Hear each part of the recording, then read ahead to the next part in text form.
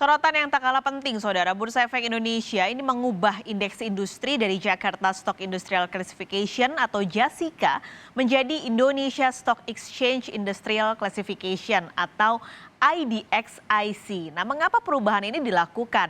Kita akan langsung berbincang dengan Direktur Pengembangan Bursa Efek Indonesia, Hasan Fauzi. Selamat pagi, Pak Hasan. Selamat pagi Mbak Paskalis, selamat pagi Oke. pemirsa semuanya. Selamat pagi. Nah, ini ada perubahan ya Pak dari JASICA ke IDXIC. Apa sih Pak yang melatar belakangi perubahan ini sebenarnya?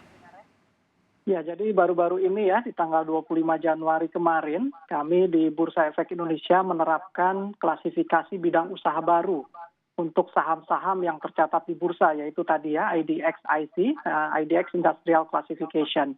Ini menggantikan klasifikasi yang sudah lama berlaku, yaitu Jakarta Industrial Stock Classification atau JASICA, yang sudah ada sejak 1996 yang lalu.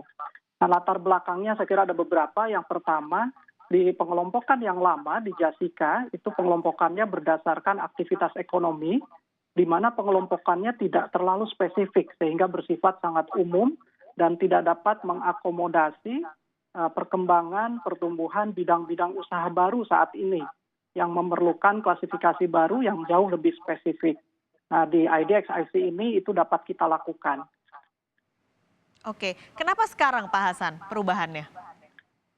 Ya, betul sekali, ini tidak terlepas dari tren pertumbuhan bidang usaha baru yang kita cermati belakangan terjadi, tidak hanya secara global, tapi bahkan di domestik kita melihat banyak sekali perusahaan-perusahaan tercatat baru yang memiliki bidang usaha yang sebelumnya tidak tercakup di klasifikasi JASICA. Misalnya saja industri kreatif gitu ya, ada perfilman, kemudian misalnya ada klub sepak bola Bali United dengan kode saham bola yang sebelumnya tidak punya klasifikasi sektor sports and entertainment misalnya. Sehingga misalnya mereka terpaksa kita kelompokkan di kelompok yang lama, di kelompok yang sangat umum, yaitu perdagangan, jasa, dan investasi. Nah, ke depan, Pak Paskalis, kita juga melihat ada potensi misalnya perusahaan-perusahaan e-commerce besar kita yang memang berniat misalnya mencatatkan sahamnya di bursa. Nah, ini klasifikasi di yang lama, itu mereka tidak punya klasifikasi perusahaan IT besar gitu ya. Nah, di yang baru ini, di IDXIC, kita berharap dapat melakukan klasifikasi dengan jauh lebih spesifik, sesuai dengan bidang usaha dan output atau produk layanan jasa mereka.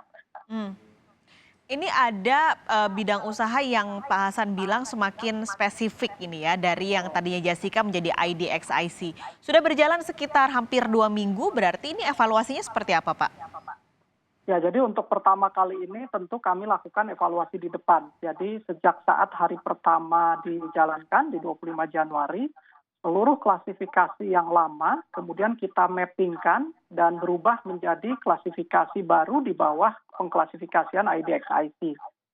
Jumlah sektor bertambah ya, dari tadinya 9 menjadi 12 sektor, dan kemudian kami memiliki 4 tingkatan klasifikasi. Lebih detail, lebih rinci dibanding 2 tingkatan sebelumnya. Jadi ada sektor, subsektor, industri, dan subindustri. Nah, ini untuk pertama kali langsung kita sampaikan bagaimana klasifikasi lama berubah menjadi klasifikasi yang baru. Ke depan proses evaluasinya akan kita lakukan secara periodik setiap tahunnya. Kami lakukan evaluasi setiap bulan April sampai Juni yang akan diberlakukan setiap bulan Juli di setiap tahunnya. Jadi memungkinkan kalau seandainya ada perubahan bidang usaha atau perubahan output produk yang dominan ditawarkan oleh perusahaan tercatat kepada customer-nya. Oke, evaluasi dari April sampai Juni itu mengevaluasi apa saja Pak? Selain tadi perubahan sektor atau bidangnya? Ya, jadi memang seperti kita ketahui dinamika proses bisnis di perusahaan tercatat ini luar biasa terjadi dan semakin cepat periode perubahannya. Jadi dimungkinkan saja misalnya klasifikasi di tahun lalu kemudian dapat saja mengalami perubahan.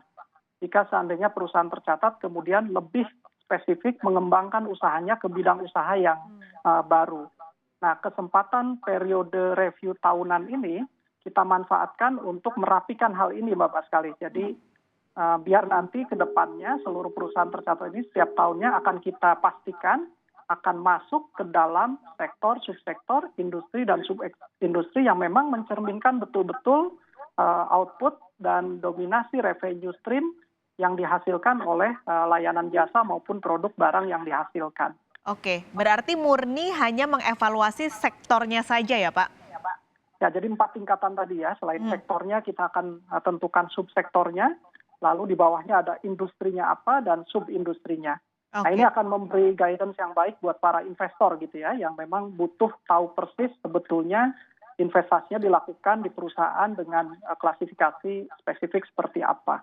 Nah, ini boleh lebih spesifik nih Pak. Tentunya investor mau mendengar sebenarnya apa sih keuntungan nih dan keunggulan buat para investor dengan adanya indeks baru ini?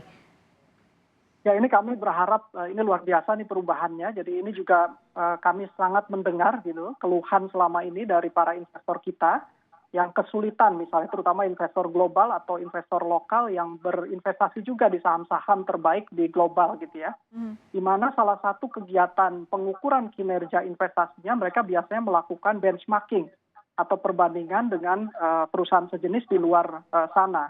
Nah, klasifikasi IDX IC salah satu tujuannya adalah mensejarjarkan klasifikasi di Bursa Efek Indonesia menjadi sama seperti yang dilakukan oleh bursa-bursa lain dan pelaku usaha lain di global. Nah, bagi investor dengan klasifikasi yang lebih setara ini, maka akan sangat bermanfaat pada saat mereka menetapkan ke sektor, subsektor, industri, subindustri mana investasinya dilakukan, dan lebih jauh mereka akan bisa secara objektif mengukur pertumbuhan kinerja investasinya jika dibandingkan dengan aset kelas yang kurang lebih sama di bursa-bursa lainnya di dunia. Ini menarik Pak. Ini berarti industri atau indeks seperti ini apakah nanti ke depannya akan ada lagi dibentuk oleh bursa efek? Ya, betul sekali. Nah, ini juga peluang yang lainnya ya yang kami harapkan terjadi dengan diluncurkannya IDX IC. Jadi bagi para pengelola dana, misalnya manajer investasi atau penerbit produk investasi lainnya, nah, basis klasifikasi baru ini kami harapkan membuka peluang juga untuk misalnya mereka menerbitkan produk baru. Misalnya reksadana berbasiskan klasifikasi sektor yang baru, atau misalnya ETF, Exchange Traded Fund, yang bisa saja dibuat dengan underlying berdasarkan klasifikasi yang baru ini. Oke, jadi memang harapannya tentu bisa membantu para investor, apalagi pertumbuhan investor baru saat ini cukup pesat. Terima kasih Pak Hasan sudah menjelaskan pagi ini di Kompas Bisnis. Direktur Pengembangan Bursa Efek Indonesia Hasan Fauzi bergabung di Kompas Bisnis pagi ini. Sehat selalu Pak. Banyak, Bapak.